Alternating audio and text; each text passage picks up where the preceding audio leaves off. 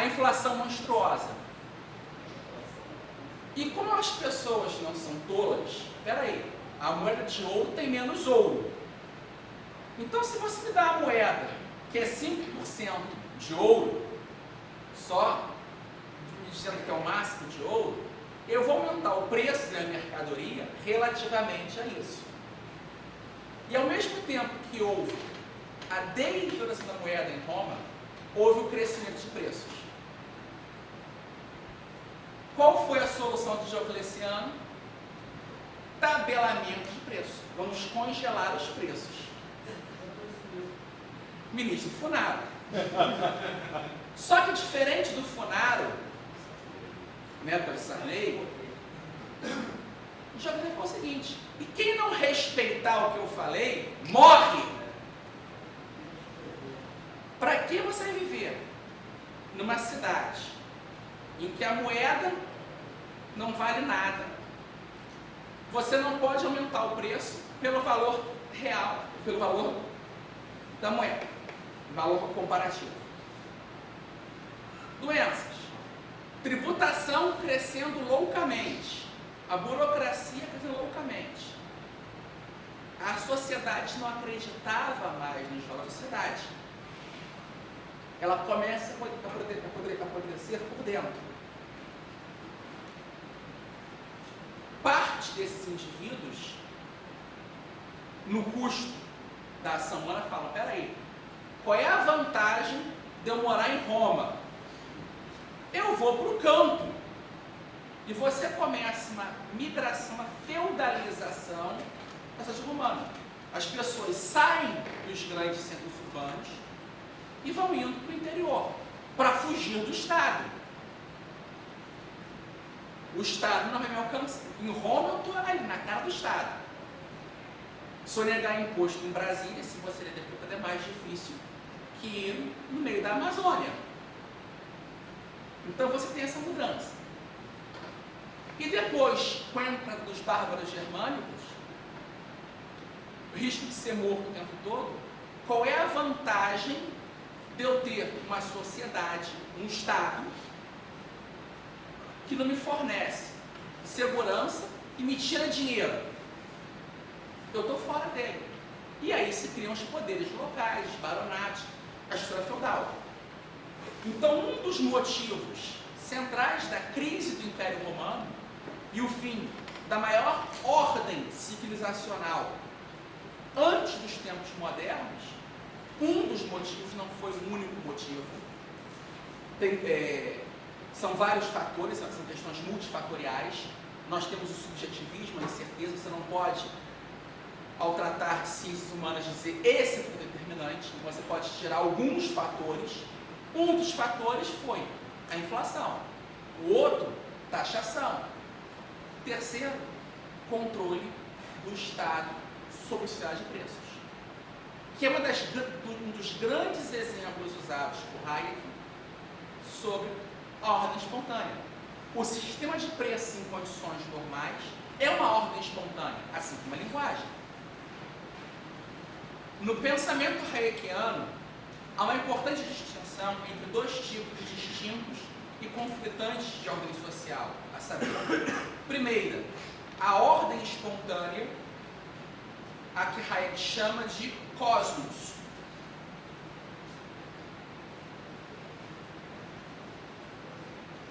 Cosmos, que é uma ordem endógena, não criada de forma deliberada e resultante da evolução social, sendo a ordem correta da sociedade, da grande sociedade.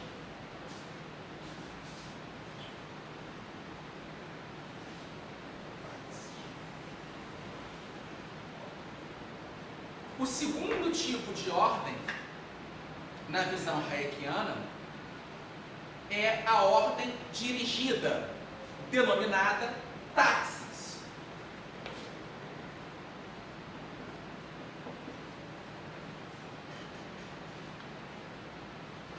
Que é uma ordem exógena ou coordenação construída pela vontade humana, sendo uma ordem artificial.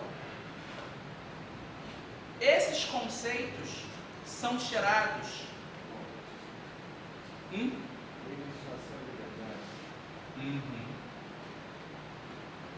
Exatamente. Lei, legislação e liberdade. O conceito de cosmos está na página 38 da trilogia, do primeiro volume. E o conceito de táxis se encontra na mesma página. 38. Hayek diz: não há problema numa ordem criada. Nós podemos, como eu já disse ontem, criar uma ordem, um grupo, para provadores de queijo. A gente diz: não, vamos nos reunir uma vez por mês, cada um vai trazer uma determinada quantidade de queijo para nós comermos, com vinho. Você pode criar ordens artificiais. O homem cria isso o tempo todo. Só que você não pode impor para a grande sociedade uma ordem artificial. Você, como indivíduo, você pode criar uma ordem artificial com outros indivíduos que concordem com aquilo. São os clubes, associações, igrejas. Você pode fazer isso. E cada um é livre de participar ou não dela. Só que a grande sociedade, a comunidade como um todo, ela é uma ordem espontânea. O mercado é uma ordem espontânea. Você não pode criar um mercado. Eu vou criar um mercado. Regras no mercado. E é uma experiência interessante para fazer com as crianças. Eu sou o primogênito da família. Então, durante anos, filho mais velho, neto mais velho, sobrinho mais velho. E a maioria dos meus primos estão na faixa etária da minha irmã. A minha irmã mais novinha está com 19 anos.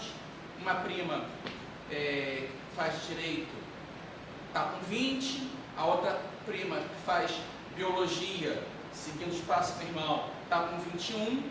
E o primo mais velho, 22, faz economia no FRJ. Está sofrendo um pouco lá com os keynesianos e marxistas.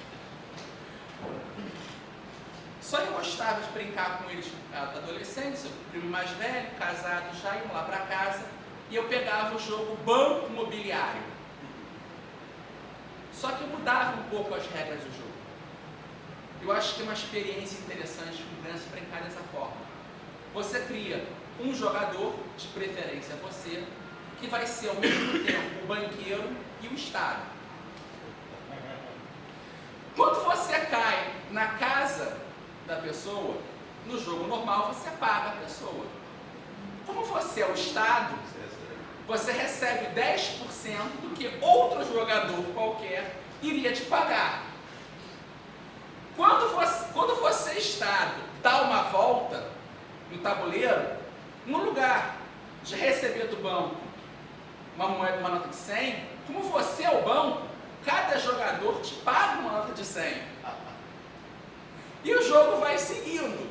E é claro que os cofres do agente ou Estado vai crescendo, crescendo, e todo mundo diminuindo, diminuindo. O jogo, em algumas rodadas, outra coisa, o Estado não vai à prisão, ele é a prisão. Então ele roda o jogo todo, ele não para. E às vezes você fica com raiva, com raiva, com raiva. E ao fim do jogo, todos perdem, menos o Estado. Isso é a ordem artificial em que o Estado deixa de ser o árbitro e vira o jogador. Então são exercícios que mostram, e é um jogo, só que eu posso criar no banco imobiliário esse mercado e com aquelas regras. Só que o mercado real, a grande sociedade, a cosmos, a ordem espontânea, ela não cabe nas regras de um jogo. As decisões humanas, por serem pautadas numa incerteza genuína, dentro de um tempo dinâmico, e sim buscando a passagem de um estado de menos satisfação para mais satisfação, nunca poderão ser controladas nem pelo computador mais poderoso do mundo. Eu encerro aqui, nesses 20 minutos que nos vão dar espaço para vocês participarem, senão fica uma coisa ditatorial. Eu falo e vocês não falam nada, com uma frase do Mises que eu acho muito interessante, que ele diz, na página 287 do Ação Humana. E eu acho que essa frase dele sintetiza um pouco esses três fundamentos básicos da escola austríaca, a tríade: ação, incerteza e tempo, e sintetizam a questão da utilidade marginal, do subjetivismo e da ordem espontânea. Diz Mises: a substituição da economia de mercado pelo planejamento econômico elimina a liberdade e deixa ao indivíduo um direito apenas, o de obedecer. A autoridade que comandar todas as questões econômicas controlará todos os aspectos da vida e da atividade de um homem. Será o único empregador. O trabalho será compulsório, porque o empregado terá de aceitar o que o chefe se dignar a lhe oferecer. O czar econômico determinará qualitativa e quantitativamente o que o consumidor poderá consumir. Não haverá setor da vida humana onde uma decisão seja tomada com base nos julgamentos de valor do indivíduo. As autoridades escolhem as tarefas de cada um, providenciam o seu treinamento e designam o local e forma de trabalho que julgam mais convenientes. Tão logo seja removida a liberdade econômica que o mercado proporciona aos seus participantes, todas as liberdades políticas e declarações de direitos tornam-se uma farsa. O habeas corpus e a instituição do júri são uma impostura, se a pretexto de conveniência econômica a autoridade tiver o poder necessário para deportar para o polo ártico ou para o deserto qualquer cidadão que lhe desagrade, condenando a trabalhos forçados por toda a vida. A liberdade de imprensa é um mero subterfúgio se a autoridade controla as gráficas e as usinas de papel. E também o são todos os demais direitos do homem.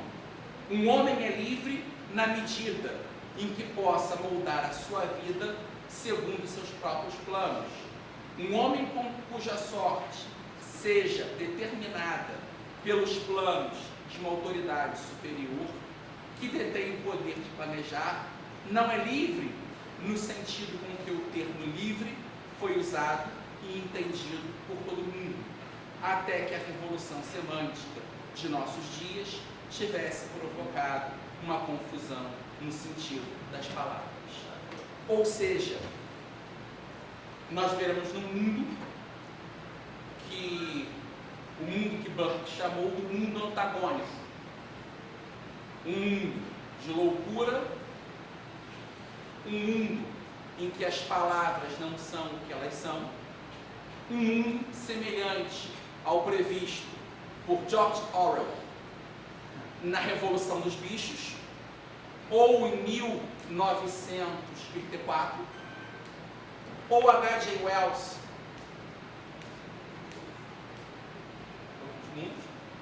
ou Huxley, Admirável Mundo Novo, ou filmes clássicos como Fahrenheit 451, Alphaville, THX 1138, Matrix.